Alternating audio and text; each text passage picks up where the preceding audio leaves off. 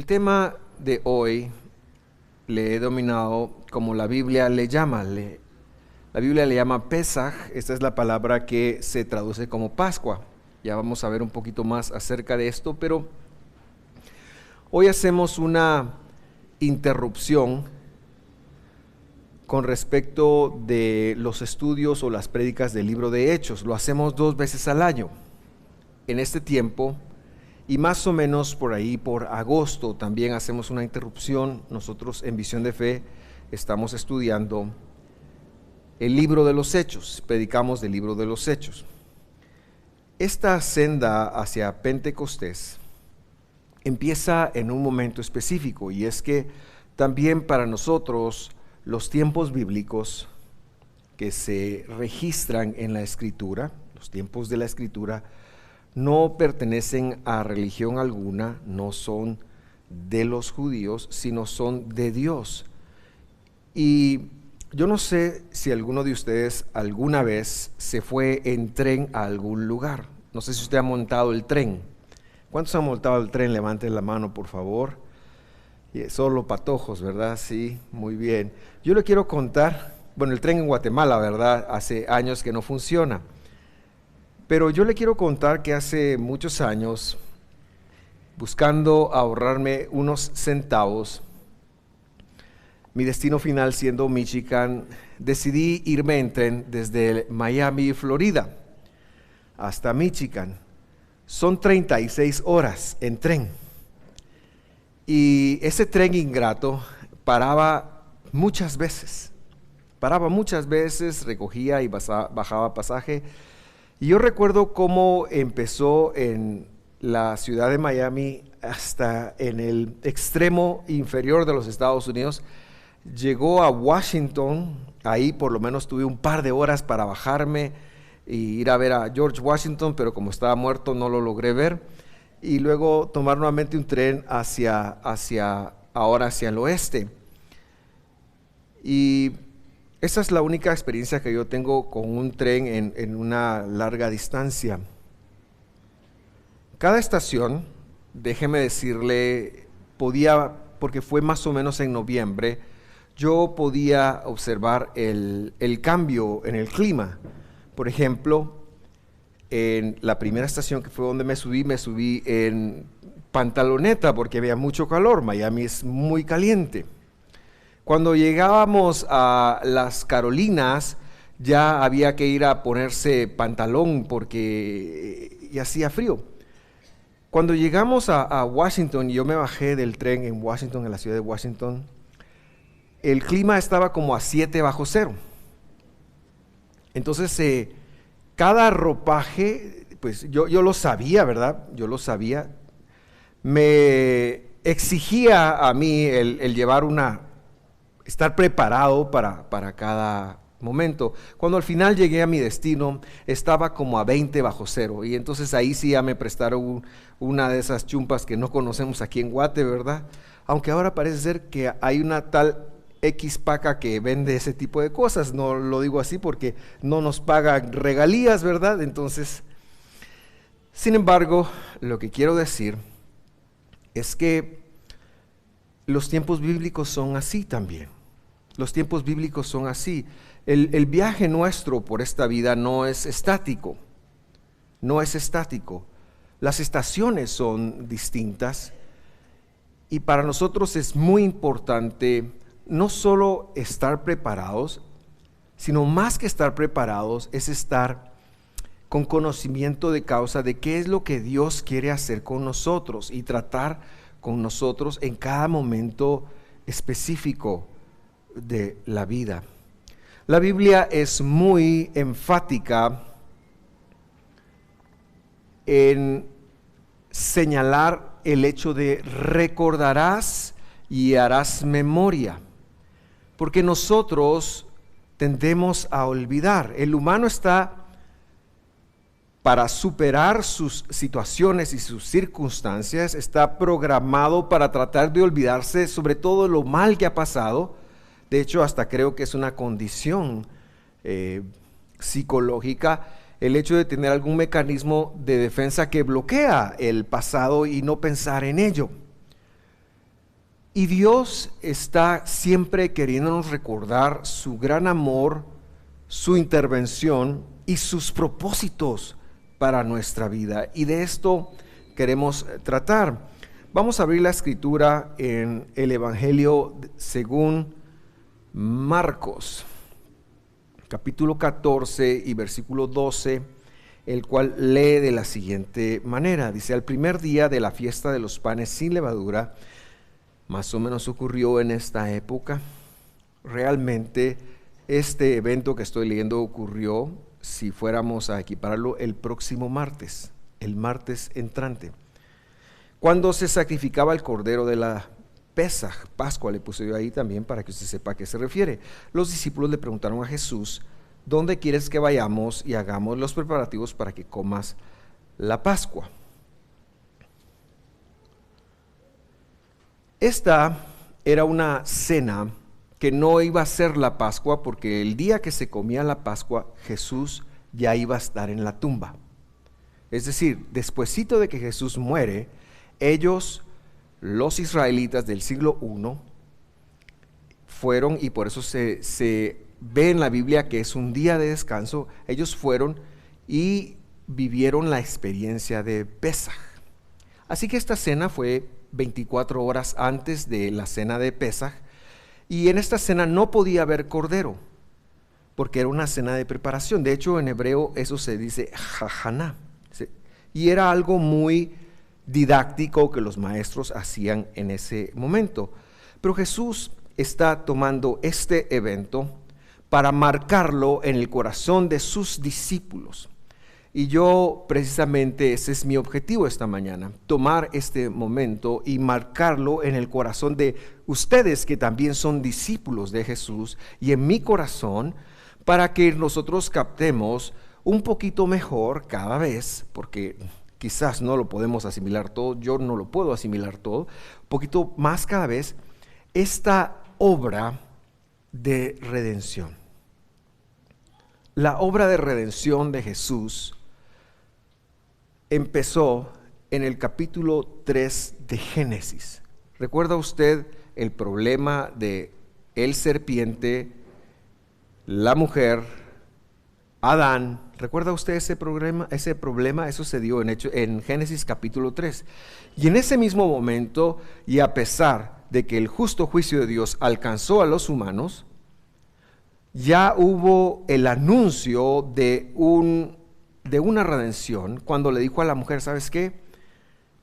Se lo dijo al serpiente, le dijo: mira, el descendiente de la mujer te herirá, te aplastará la cabeza, y tú le herirás el carcañal. Y hay una profecía ya allí que no vamos a entrar a ello, pero lo que quiero decir es que esta historia de redención ha sido progresiva y todavía no ha concluido.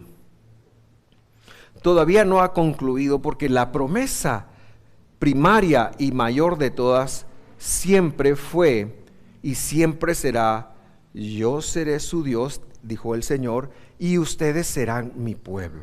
Esa es la promesa, ese es el pacto de Abraham. Yo seré su Dios, dice el Señor, y ustedes serán mi pueblo. ¿Y qué quiere decir eso? ¿Recuerda usted cuando la Biblia narra que el Señor descendió corporalmente a hablar con Adán y Eva al jardín del Edén? ¿Recuerda usted esa historia? Había una interacción. Ellos podían habitar en la esencia de la presencia y de la santidad de Dios. Lo veían, interactuaban con Él, compartían. Dios le habló a Adán muchas veces y le dijo: mira, ponle nombre a las bestias, mira, te voy a hacer una esposa, mira, vamos a hacer esto, vamos a hacer otro. Dios tuvo esa interacción con él, y había la vivencia de que Él era el Dios de Adán, y Adán en ese momento histórico era el pueblo de Dios. Y Dios quiere retomar esa parte, pero el pecado que vino inmediatamente descalifica al hombre, porque nuestra imperfección no soporta la perfección de Dios, nos destruiría. Y por eso en el jardín del Edén, la Biblia señala al final del capítulo 3 de Génesis que Dios colocó un par de querubín con espadas flameantes para impedir el ingreso al jardín del Edén. ¿Por qué se impidió eso? ¿Porque Dios no nos quiera? No, era porque Dios sabía que nuestra pecaminosidad, nuestra herencia pecaminosa nos causaría la muerte. Y por eso esta historia se extiende desde Génesis y todavía sigue viva hasta nuestros días.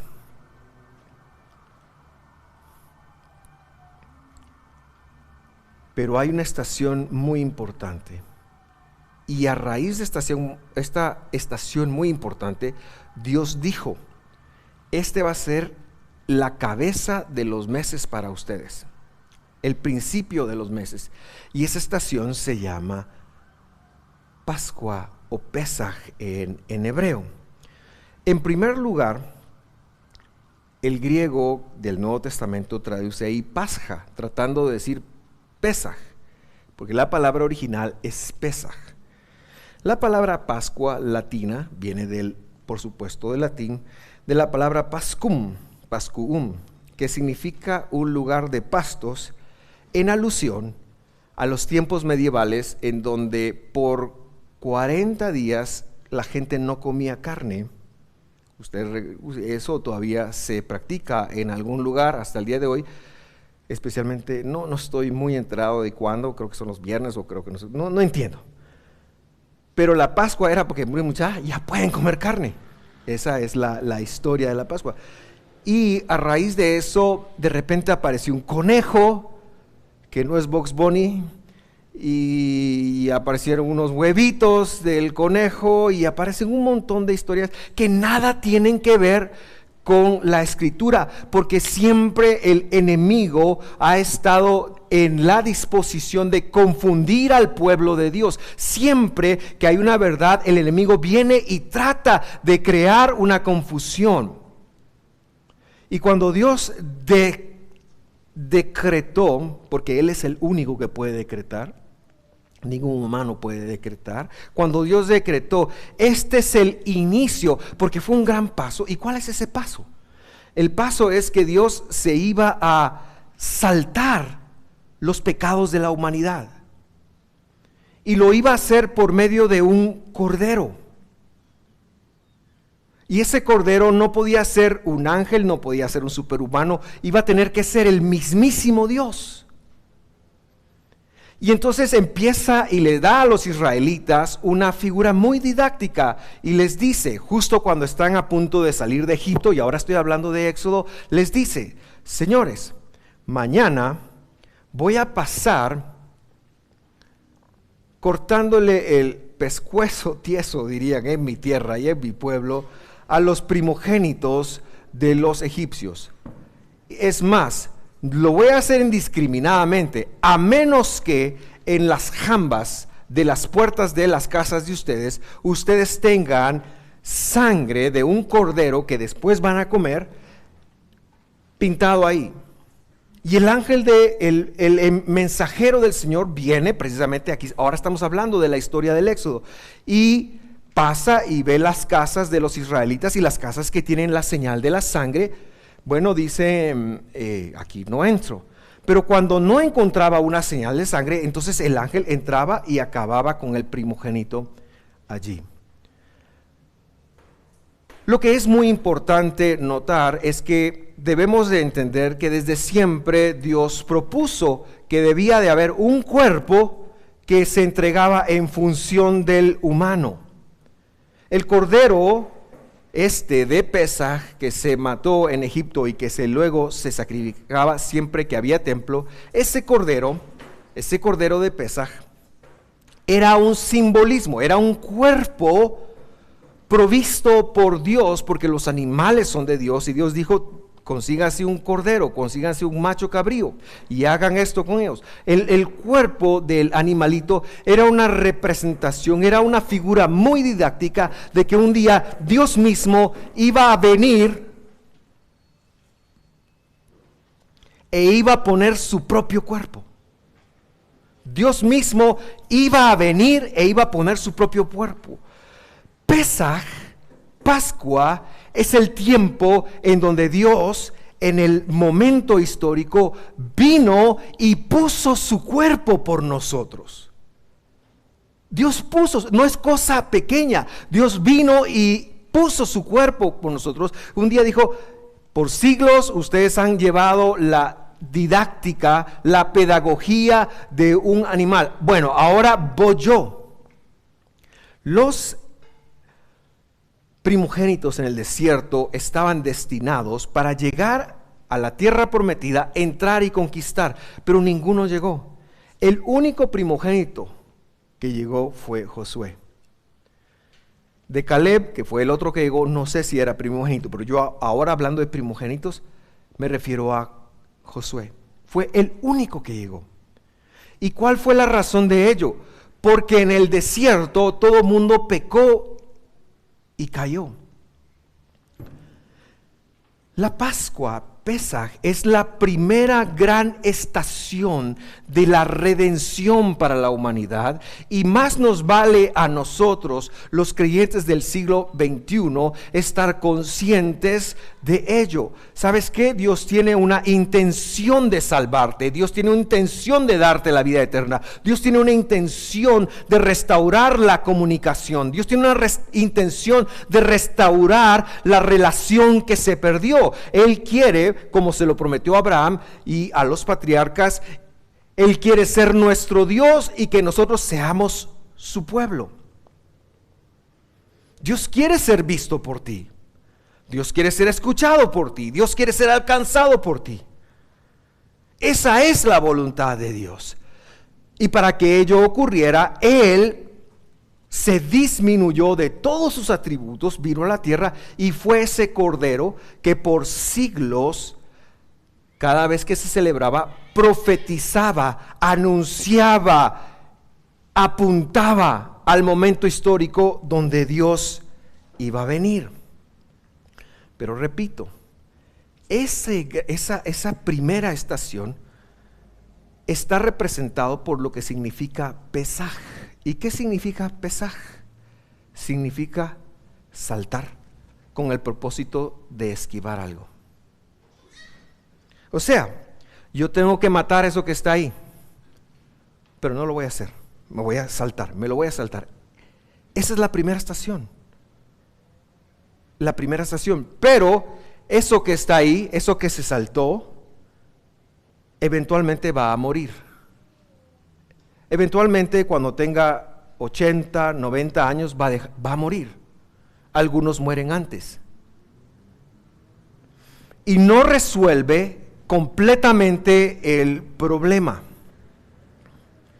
Por eso es que hay otros tiempos, y por eso es que hay un tiempo más adelante que se llama, en castellano creo que le dicen el día del perdón, está mal dicho, o el día de la expiación, también está mal dicho. En hebreo es Yom HaKippurim, y lo que quiere decir eso es el día de las reconciliaciones, cuando Dios va a concluir esa obra.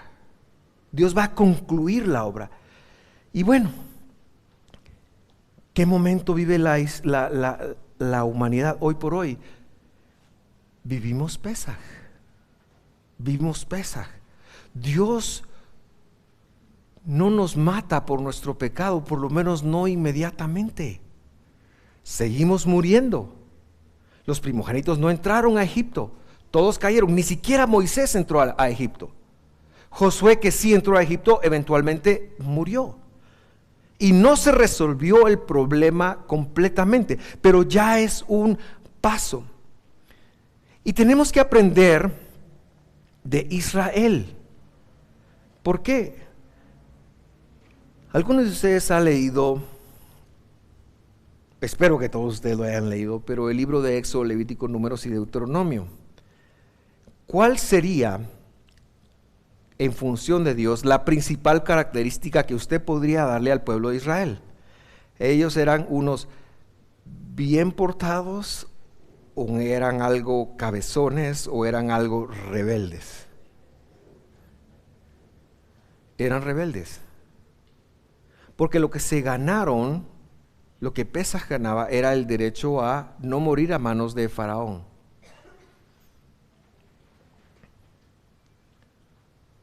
pero todavía estamos en un proceso que no ha concluido. ¿Por qué? Porque el mensaje del Evangelio es que Dios vino a la tierra, Él es el verdadero Pesaj, pero Él vino a la tierra porque un día Él tenía que ser primero la primicia de los que iban a resucitar. Un día, el Rey de Reyes y Señor de Señores va a hacer que todos los que han muerto en Él resuciten. Todos los que han dado su vida por Él resuciten. La promesa del Evangelio, la promesa de Jesús es la vida eterna, para que podamos tener esa relación con Dios. Es que no es otra cosa. Cuando a mí me venden el Evangelio como algo wow, casas, carros, puntos, pues qué bueno que podamos prosperar en esta tierra, pero es que el verdadero mensaje es la vida eterna, que eso es mucho más allá de lo que podemos imaginarnos. Tenemos que esforzarnos, por supuesto, tenemos que prosperar, tenemos que trabajar, tenemos que hacer, proponer y toda la cosa, pero el Evangelio es mucho más que eso, es mucho más que cualquier cosa perecedera. Y yo lo invito a usted a tener un equilibrio sano en su vida en cuanto a proponer y a esforzarse y a luchar y a guerrear. Y si usted puede darles un buen colegio a sus hijos, déselos. Y si les puede dar la mejor educación que pueda, déselos. Y si usted es de los que se puede comprar Botox para que se les vayan las estas, ¿cómo se llaman estas cosas? Las arrugas, gracias, regáleme también porque yo tengo un montón. Y está bien que lo haga, esfuércese y sé valiente. Lo que está en tu mano por hacer, dice la Biblia, hazlo. Pero no se enfoque solamente en las cosas temporales, en las cosas que caducan, porque nada de eso se va a llevar para la vida eterna. Y a usted lo van a llamar para la vida eterna, si usted creyó en Jesús. A usted lo van a llamar para la vida eterna y allá le van a preguntar de las cosas de la vida eterna. ¿Y cuáles son las cosas de la vida eterna? Es muy fácil. Esa es la segunda estación de la redención. Queridos hermanos, voy a decir algo que va a chocar. El perdón no era el objetivo principal de que Jesús viniera. Se los voy a decir de nuevo. Y espéreme la explicación antes de que me tire piedras o tomates o lo que haya traído esta mañana. Pero la razón principal de Jesús de venir a la tierra no fue para perdonarlo. Esa es una razón, pero no es la razón, ni siquiera la razón principal. Dios no quiere que nosotros, como pasaba en el tiempo antiguo, ¿verdad? En el tiempo antiguo alguien cometía un pecado, tenía que ofrecer un animal, iba al templo, ofrecía el animal, salía de ahí y en la puerta cometía otro pecado, de vuelta para ofrecer. ¿Y a usted no le pasa que vivimos algo así? No. Yo recuerdo que en la escuela dominical, Dios bendiga la escuela dominical, muchas veces, ¿quién de ustedes no pecó esta semana? Nadie, teníamos 8, 9 años, ¿qué pecados teníamos a esos años? Nadie levantaba la mano. ¿Quién no pecó esta semana? Nadie. Porque todos, bueno, una vez un amigo intentó levantar la mano y todos, ¡mentiroso! Entonces nadie quería llevarse la vergüenza pública. El perdón no es el objetivo. Ahora, yo no estoy diciendo a usted que Dios se va a cansar de perdonarlo. No estoy diciendo eso, ni estoy negando la gracia. Es que el objetivo es que no pequemos. El objetivo de Dios con su sacrificio es que ya ni siquiera lleguemos a pecar. Claro, eso no va a pasar en esta vida, pero yo quiero que usted se aclare que la promesa divina es que un día usted deje de pecar, que usted deje de fallar. El pecado tiene tres grandes características, voy a decirla. Una son las inhabilitaciones, ¿verdad? Lo que nos inhabilita para tener una santidad con Dios. Otras son los errores, que erramos sin querer, hasta sin querer erramos. Y la otra son los pecados intencionales o rebeldía. pero son pecados que nos cuenta incluso a nosotros. Desde niño uno ya es necio, desde niño ya uno es rebelde. Niña, nene, duérmase porque mañana papi y mami tienen que ir a trabajar. ¿Al niño qué le importa? A veces se tiene que hacer uso de estrategias divinas, ¿verdad? Pero desde niños venimos con ese problema. Y el deseo de Dios es que nosotros lleguemos a no pecar. Ese es el deseo. Yo quiero que usted se lo aclare, porque en la Nueva Jerusalén, cuando éramos niños, yo como canto de cuando era niño, había un coro que me gustaba: Jerusalén, qué bonita eres, calles de oro, mar de cristal. Tal vez usted lo oyó alguna vez.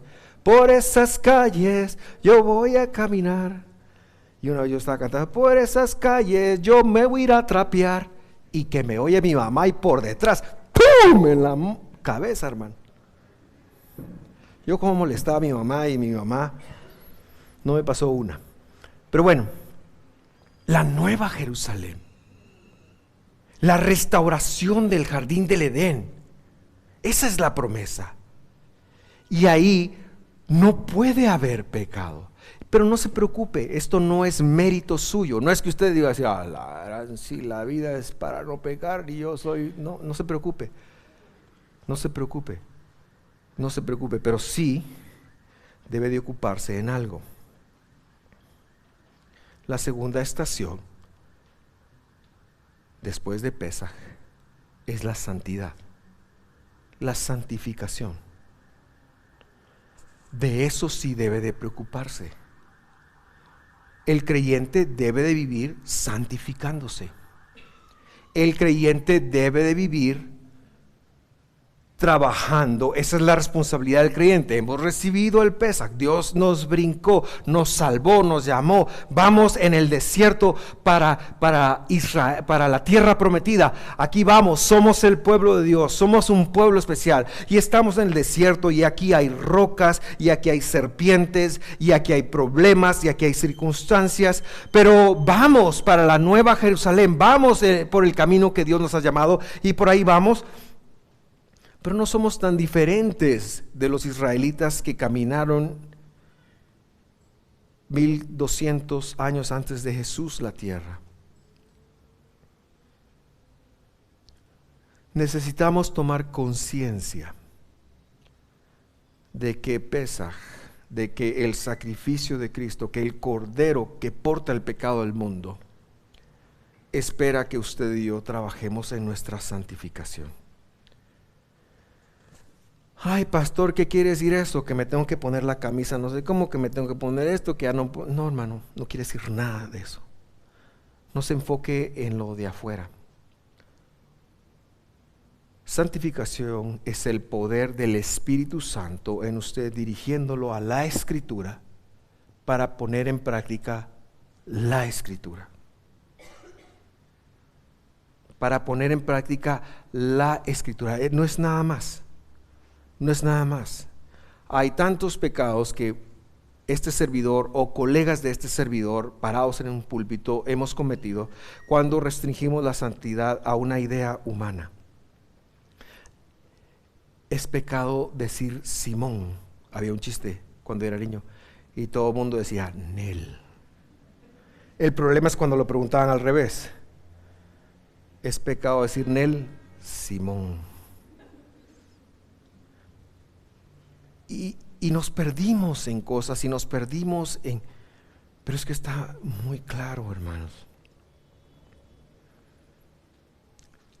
La santidad es en lo que vamos a trabajar en los próximos domingos. Es la invitación que les queremos hacer a ustedes los próximos domingos, de la vida en el Espíritu, de que Dios venga y realmente nosotros podamos rendirnos al Señor. Ayer en Gibor estábamos tratando un tema muy interesante con los hombres. Se llamaba Dominando a la Bestia. Lo dio Maco. Piense lo que quiera. Pero la idea de ese tema era cómo aprender a manejar la ira. Cómo aprender a manejar la ira. Y hablábamos de la necesidad de que tenemos que involucrar a Dios, tenemos que rendirnos a Dios. La santidad, espero que esto pueda bajar en su corazón. La santidad es una distinción, es una distinción, es una distinción, es una separación que Dios hace de usted. El único que a usted lo puede hacer o declarar santo es Dios. No se lo va a ganar haciendo obra alguna. No es por medio de una obra ni portarse bien, pero no es por portarse bien que la santidad viene a usted. La santidad es una distinción que Dios le da, en donde el poder de Él, el Espíritu, Él viene a uno y lo guía para cumplir la Escritura, para cumplir su palabra. Esa es la segunda estación. Y estas están entrelazadas. Ese es el tema de hoy. Pesaj es el Señor, Dios mismo me saltó. El Señor dio su vida para que la muerte me brinque. La muerte eterna, eso sí. La muerte eterna me brinque. Pero hay que salir de Egipto. Hay que irnos de la forma de hacer las cosas de allá afuera. Y no solo a las de allá afuera, sobre todo las de aquí adentro, que van en contra de la palabra de Dios, sobre todo de mis emociones, sobre todo, como decía Marco ayer, de mi bestia, y de la bestia personal que cada uno de nosotros podamos tener y con la cual estamos luchando, para que la Escritura, el poder de Dios, se vaya haciendo vida. Yo quiero invitar a los servidores a pasar en este momento, y a los que están en casa, si tienen los alimentos, los elementos de la cena del Señor preparados, para que podamos disponer nuestro corazón a tomar de la cena del Señor. Pero soy muy enfático. Pesaj, Pascua, es ese momento en donde Dios da su sangre para que la muerte eterna me brinque, no me aplique. Pero hay una responsabilidad individual en mí de empezar a ser como Dios. Yo necesito empezar a trabajar en ser como Dios. Y esa es la sensación con la cual vamos a tomar la cena del Señor. En este momento los servidores están pasando a su lugar.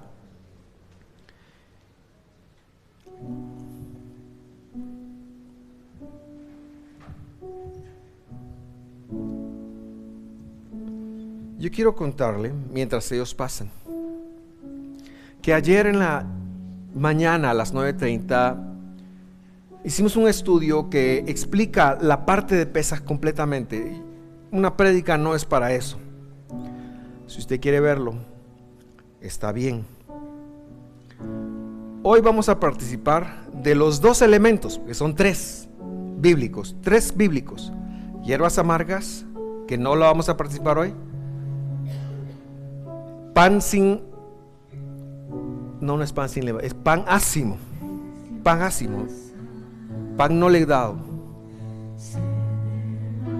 y vino. Hoy vamos a participar de dos elementos, como lo enseñó Pablo en 1 Corintios 11, y yo expliqué esto ayer en un estudio. Es más, Mau, hazme un favor, Mau, se me ocurre ahorita. ¿Puedes pegar el enlace del estudio de YouTube en la transmisión en vivo de Facebook, por favor? Y que también salga en la transmisión de YouTube, por favor. Y pegarlo ahora, te lo agradeceré mucho. Así que, si usted quiere saber un poquito más, consulte esto.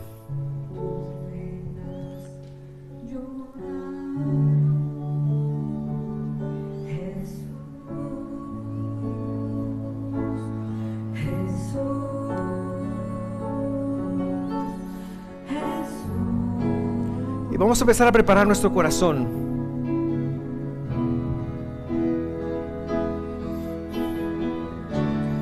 Hay poder en la sangre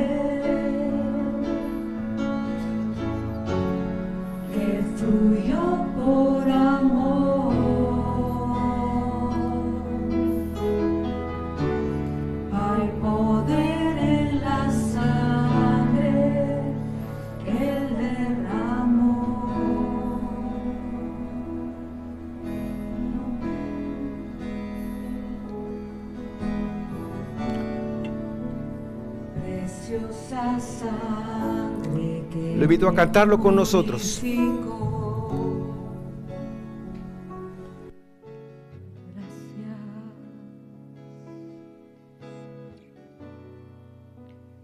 Preciosa sangre que me transformó.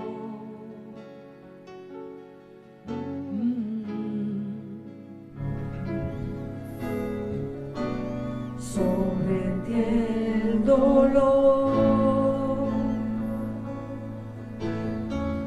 tus venas lloraron,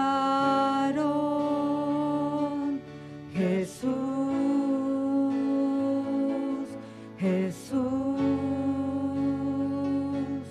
Jesús,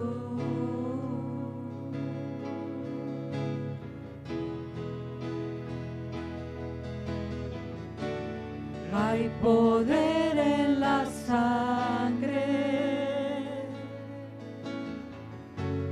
que fluyó por amor.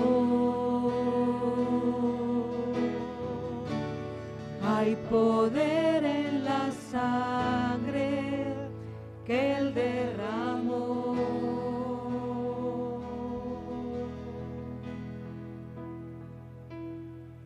Tu sangre me transformó, tu sangre me perdonó, tu sangre me limpió, tu sangre me sanó, tu sangre me sanó, tu sangre me transformó, tu sangre me perdonó, tu sangre me limpió, tu sangre me sanó, tu sangre me sanó.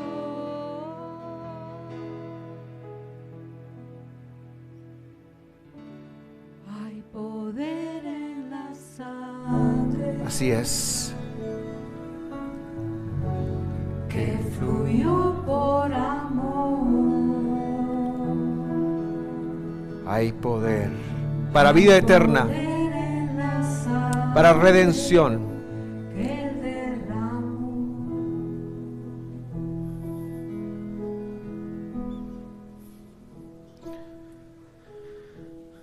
Quiero leer con usted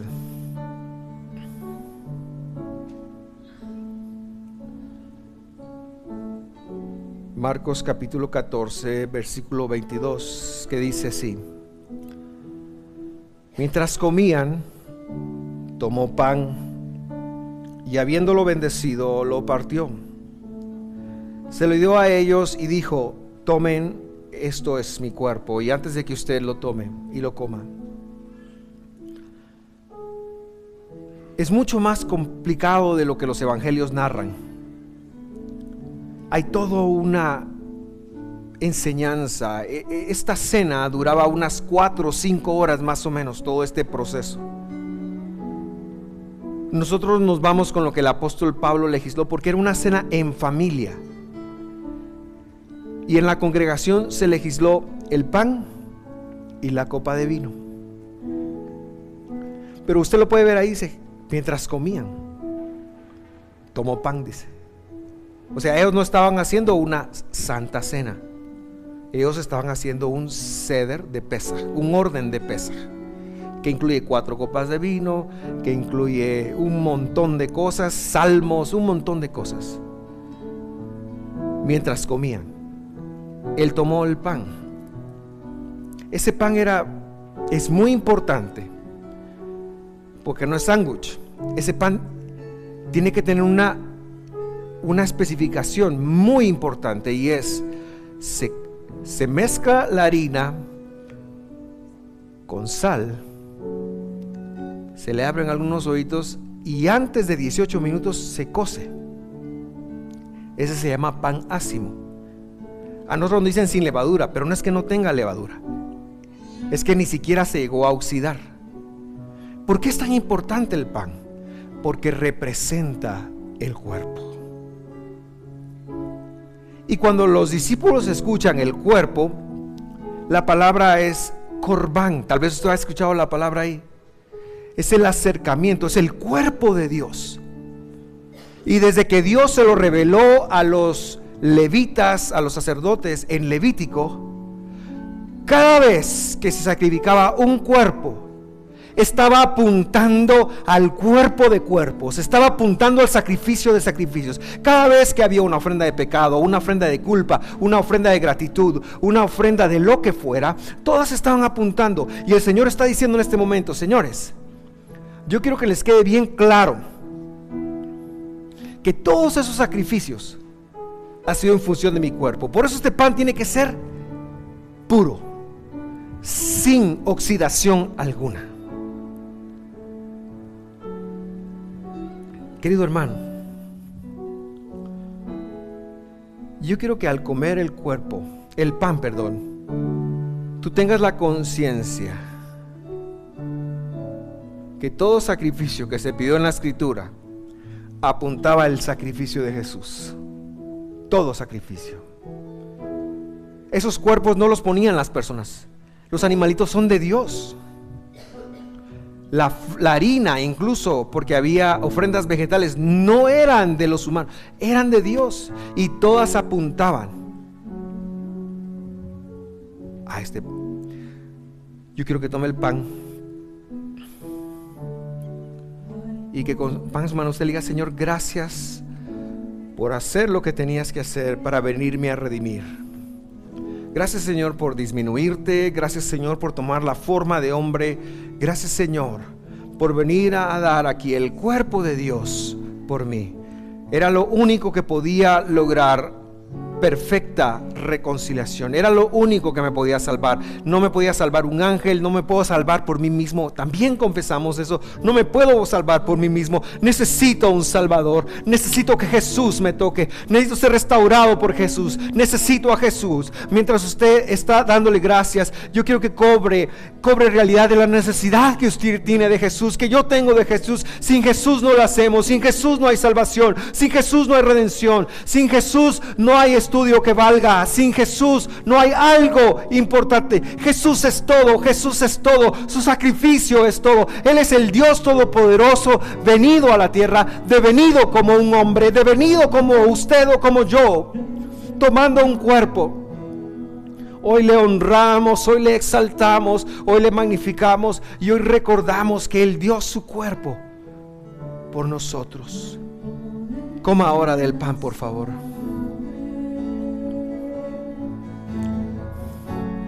Que fluyó por amor. Hay poder en la sangre que Él derramó.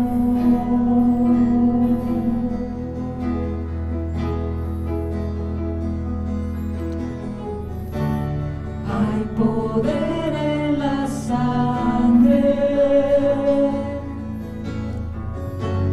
que fluyó por amor. Hay poder en la sangre que Él derramó. Marcos 14:23 dice de la siguiente forma: y tomando una copa, después de dar gracias, se la dio a ellos y todos bebieron de ella. Y les dijo: esto es mi sangre del nuevo pacto, que es derramada por muchos. En verdad les digo que ya no beberé más del fruto de la vid hasta aquel día cuando lo beba de nuevo en el reino de Dios. Esta copa que él toma es en el servicio de Pesaj, es la tercera copa. En Lucas se ve muy bien dos de las cuatro, pero aquí en Marcos solo se ve la tercera copa. Es la copa de la redención. Y Él les está diciendo a sus discípulos lo siguiente: miren, cuando ustedes tomen esta copa haciendo Pesaj, ustedes se van a acordar de algo muy importante. En primer lugar, yo ofrezco mi cuerpo, pero es más que eso. Lo ofrezco al punto de morir. Eso es lo que representa la sangre. Estoy ofreciendo mi cuerpo. O sea, Dios no te vino a salvar con un esfuerzo medio ni al 80%. Cuando involucra la sangre acá, lo que está diciendo es: yo voy a dar mi cuerpo y lo voy a dar hasta la muerte. Minutos después, Él está consultando si hay alguna otra forma de que Él pueda hacer eso, y recibe la respuesta: no se puede, tienes que morir. Ok. La sangre de todos los sacrificios venían y la derramaban, la tiraban, alguna al lado del altar. Y lo que significaba esa sangre es que ahí había habido un muerto, un cuerpo. Y lo que Dios está diciendo, y le está diciendo a Dios: miren, para que ustedes fueran redimidos y reconciliados, yo tuve que morir. Eso es lo que está diciendo. Para que ustedes fueran reconciliados, yo tuve que morir. No es cualquier yo, es el Rey de Reyes, es Dios. Pero Él tuvo que morir. ¿Acepta usted la muerte de Dios sobre su vida esta mañana? ¿Acepta usted la muerte de Dios sobre su vida? Para que usted sea redimido, usted tiene que reconocer que es por su pecado y por mi pecado que Él murió. Ese peso lo debemos de llevar. Señor, yo te exalto y te bendigo, porque tú eres bueno y para siempre es tu fidelidad. Hoy, al participar del vino, de la copa de la redención, nosotros queremos conectar que por mi redención tú diste tu vida. Tu cuerpo estaba ahí y lo diste, y moriste. Estuviste dispuesto a morir. Gracias, porque mi salvación vale tu muerte.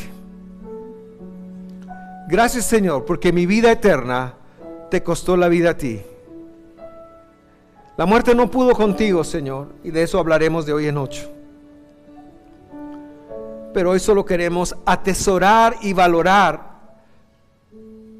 ese sacrificio de tu ser, de tu cuerpo, que lo hiciste hasta el punto de vaciarte completamente y entregar tu vida. Ayúdanos, Señor, al tomar la cena, al tomar el vino, a también entregar nuestra vida por ti, Señor, en todo lo que somos y hagamos. Bendito eres tú, Señor, amo del universo, Jesús, Rey de Reyes. Bendito eres tú. Beba de la copa, por favor, del vino.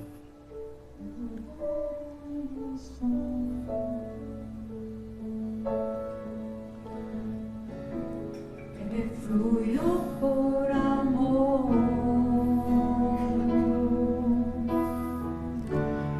Hay poder en la sangre que derramó.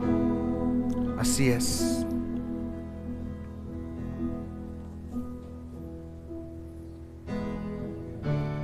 Hay poder en la sangre que Fluyó por amor.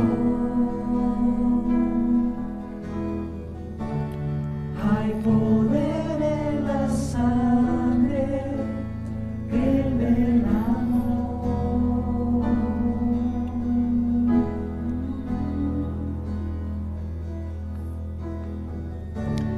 Hay poder en la sangre. Que fluyó por amor. Hay poder en la sangre que derramó. Gracias, Padre. Quiero hacer una oración en este momento. quiero hacer una oración. Quiero orar para iniciar un viaje de santidad. Permítame orar para iniciar un viaje de santidad. Todos nosotros. Y en ello voy a incluir cualquier necesidad que usted tenga. En ello voy a incluir cualquier necesidad que usted tenga. Padre que estás en los cielos, ayúdanos a entender y a conectar esta mañana, Señor, que al ser partícipes de Pesaj, de la cena de Pesaj, que al ser partícipes de tu muerte, Señor, tú nos has escogido como un pueblo distinguido, como un pueblo aparte. Muestra ese camino para nosotros, Señor. Muestra esa senda para nosotros. Que podamos ver esto con claridad en cada aspecto de nuestras vidas. Que al salir de acá, Señor, eso tenga claridad en nuestros pensamientos, en nuestras palabras, en nuestros comportamientos.